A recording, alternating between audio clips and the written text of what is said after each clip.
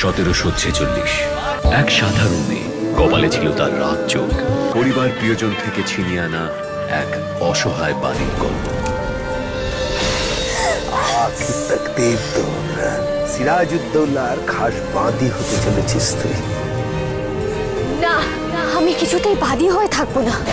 আমাকে এখানে সবাই বন্দি করতে চাইছে, কিন্তু পারবে না।